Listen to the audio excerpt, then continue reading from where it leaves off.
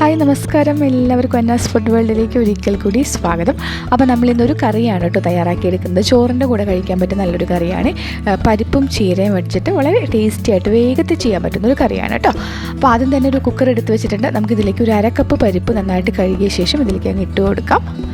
ഇനി നമുക്ക് വേണ്ടത് ചീരയാണ്. 2 പിടി ചീരയാണ് ഞാൻ എടുത്തിട്ടുള്ളത്. നന്നായിട്ട് കഴുകി ഇതൊന്ന് കട്ട് ചെയ്ത് നമുക്ക് ഈ പരിപ്പിലേക്ക് അങ്ങ് ഇട്ട് കൊടുക്കാം. കൂടെ തന്നെ ഒരു 2 പച്ചമുളകും ഒരു മീഡിയം സൈസിലുള്ള സവാള നീളത്തിലരിഞ്ഞതും കൂടി ചേർത്ത് കൊടുക്കുന്നുണ്ട്. ഇനി നമുക്കിതിലേക്ക് ആവശ്യത്തിന് ഉപ്പ് ചേർത്ത് കൊടുക്കാം. ഞാനിവിടെ 1 ടീസ്പൂൺ ഉപ്പാണ് ചേർത്തിട്ടുള്ളത് കേട്ടോ. ഇനി നമുക്കിതിലേക്ക് ആവശ്യത്തിനുള്ള വെള്ളവും കൂടി ഒഴിച്ചിട്ട് അടച്ച് വെച്ചതൊന്ന് വേവാനായിട്ട് വെക്കണം. ഞാനിവിടെ 1.5 കപ്പ് വെള്ളമാണ് എടുത്തിട്ടുള്ളത് കേട്ടോ.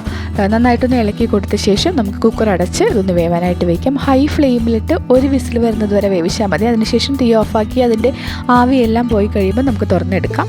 എൻ്റെ കയ്യിലിരിക്കുന്ന പരിപ്പ് പെട്ടെന്ന് വേവുന്ന പരിപ്പാണ് കേട്ടോ. അതുകൊണ്ടാണ് ഒറ്റ വിസിലിൽ വേവിച്ചെടുക്കുന്നത്. അപ്പോൾ നിങ്ങളുടെ കയ്യിലിരിക്കുന്നത് വേവ് കൂടുതലുള്ള പരിപ്പാണെങ്കിൽ ഒരു അരമണിക്കൂർ പരിപ്പൊന്ന് കുതിർത്ത് വെച്ചിട്ട് നമ്മളിതൊന്ന് വേവിച്ചെടുക്കുകയാണെങ്കിൽ പെട്ടെന്ന് തന്നെ വെന്ത് കിട്ടും. ഒറ്റ വിസിലിൽ തന്നെ വെന്ത് കിട്ടി.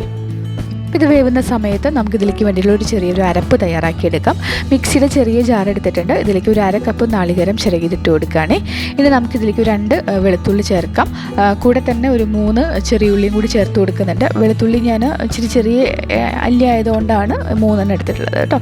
ഇതിലേക്ക് 1/4 മുതൽ 1/2 ടീസ്പൂണോളം നല്ല ജീരകം ചേർത്ത് കൊടുക്കാം. കൂടെ തന്നെ 1 ടീസ്പൂൺ അളവിൽ നമ്മുടെ എരിവുള്ള മുളക് കൂടി ചേർത്ത് കൊടുക്കുന്നുണ്ട്. 1/2 ടീസ്പൂൺ മഞ്ഞൾപ്പൊടിയും കൂടി ചേർത്ത് കൊടുക്കുക. ഇനി നമുക്കിതൊന്ന് അരച്ചെടുക്കണം. ഞാനിതിലേക്ക് ഒരു 1/2 കപ്പ് വെള്ളം കുറേശ്ശെ ഒഴിച്ചു കൊടുത്തിട്ടാണ് നല്ല ഫൈനായിട്ടൊന്ന് അരച്ചെടുക്കുന്നത്. അപ്പോൾ ഇതാ നമ്മളിത് നന്നായി തന്നെ അരച്ചെടുത്തിട്ടുണ്ട്.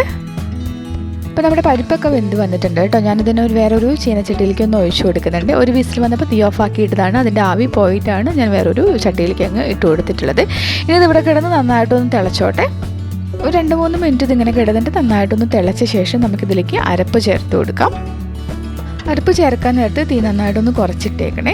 അപ്പോൾ ഞാനിവിടെ അരപ്പ് ഇതിലേക്ക് ഒഴിച്ചു. കുറച്ചും കൂടി ആ മിക്സിയുടെ ജാറൊന്ന് കഴുകി കുറച്ചും കൂടി വെള്ളം ഒഴിച്ചു കൊടുക്കുന്നുണ്ട്. വെള്ളം അധികമായിട്ട് പോകണ്ട, തീരെ അങ്ങ് ലൂസായിട്ട് പോകണ്ട, ഇച്ചിരി ഒന്ന് കുറുകിയിരിക്കുന്ന പരുവത്തിലാണ് നമ്മുടെ കറി വേണ്ടത്. ഇനി നമുക്കിതൊന്ന് തിളപ്പിച്ചെടുക്കണം. നമ്മൾ നാളികേരം അരച്ച് ചേർത്ത് കഴിഞ്ഞാൽ വല്ലാതെ അങ്ങ് വെട്ടി തിളപ്പിക്കരുത്. തീ നന്നായിട്ട് കുറച്ച് വെച്ച് ഇളക്കി മൊത്തം ഒന്ന് തിളപ്പിച്ചെടുത്താൽ മതി. മൊത്തത്തിൽ ഇതിലൊരു തിള വന്നാൽ മാത്രം മതി കേട്ടോ. കുറേ സമയത്ത് തിളപ്പിക്കരുത്. ലോ ഫ്ലെയിമിലിട്ട് പതുക്കെ ഇളക്കി കൊടുത്ത് എല്ലാ ഭാഗത്തേക്കും ഒന്ന് ചൂടായി വന്നാൽ മതി. ഇതിനിപ്പോൾ നമുക്ക് കാണുമ്പോൾ തന്നെ അറിയാം നടുഭാഗത്തൊക്കെ ചെറുതായിട്ട് തിള വന്നു തുടങ്ങി. ഈ ഒരു സമയത്ത് നമുക്ക് തീ അങ്ങ് ഓഫാക്കിയിടാം. ഇതിലേക്ക് ഇനി താളിച്ചങ്ങ് ഒഴിക്കാം. അപ്പോൾ താളിക്കാനായിട്ട് ഒരു പാൻ ചൂടാവാനായിട്ട് വെച്ചിട്ടുണ്ട്. നമുക്കിതിലേക്ക് ഇച്ചിരി വെളിച്ചെണ്ണ ഒഴിച്ചു കൊടുക്കും. ഒരു 1-1.5 ടേബിൾ സ്പൂൺ അളവിൽ വെളിച്ചെണ്ണ ഒഴിക്കാം. എണ്ണ ചൂടായിട്ട് വരുമ്പോൾ 1 ടീസ്പൂൺ കടുക് ഇട്ട് കൊടുക്കാം. കടുക് നന്നായിട്ടൊന്ന് പൊട്ടി വരുമ്പോൾ 2-3 ചെറിയ ഉള്ളി ചെറുതായിട്ടോ അല്ലെങ്കിൽ വട്ടത്തിലരിഞ്ഞ് ചേർത്ത് നന്നായിട്ടൊന്ന് ഫ്രൈ ആക്കി എടുക്കാം. ഇതിൻ്റെ കളറൊക്കെ മാറി ഒരു ലൈറ്റ് ഗോൾഡൻ കളറിലേക്ക് ആയി വരുമ്പോൾ നമുക്കിതിലേക്ക് 2-3 വറ്റൽമുളക്, ഒരു 2 കറിവേപ്പിലയും കൂടി ചേർത്ത് നന്നായിട്ടൊന്ന് ഇളക്കി തീ അങ്ങ് ഓഫാക്കിയിടാം. ഉടനെ തന്നെ നമ്മുടെ കറിയിലേക്ക് അങ്ങ് ഒഴിച്ചു കൊടുക്കാം. ഇതൊക്കെ ഒന്ന് ഇളക്കി കൊടുത്ത ശേഷം നമുക്കൊന്ന് അടച്ച് വെച്ച് ഒരു 10-15 മിനിറ്റ് കഴിഞ്ഞിട്ട് ഒന്ന് ഇളക്കി സെർവ് ചെയ്യുന്നതാണ് നല്ലത്. ആ ഫ്ലേവറൊക്കെ നന്നായിട്ട് എല്ലാ ഭാഗത്തേക്കും ഒന്ന് ഇറങ്ങി വരുമ്പോൾ ഒരു 15 മിനിറ്റ് റെസ്റ്റ് ചെയ്യാം. അപ്പോൾ കുറച്ചും കൂടി ഒന്ന് തിക്കായിട്ട് നമ്മുടെ കറി വരും കേട്ടോ. അപ്പോൾ ഇതാ ഇത്രയേ ഉള്ളൂ. വളരെ ഈസി ആയിട്ട് ചെയ്യാൻ പറ്റുന്നൊരു കറിയാണ്. നല്ല ടേസ്റ്റാണ് കഴിക്കാനായിട്ട്. എല്ലാവരും ട്രൈ ചെയ്ത് നോക്കുക. എല്ലാവർക്കും അറിയാവുന്നൊരു കറിയായിരിക്കും. എല്ലാവരും ട്രൈ ചെയ്ത് നോക്കുക. ഇഷ്ടപ്പെട്ടിട്ടുണ്ടെങ്കിൽ സബ്സ്ക്രൈബ് ചെയ്യാനും ലൈക്ക് ചെയ്യാനും ഷെയർ ചെയ്യാനും കമൻറ്റ് ചെയ്യാനൊന്നും മറക്കില്ല കേട്ടോ. Thank you.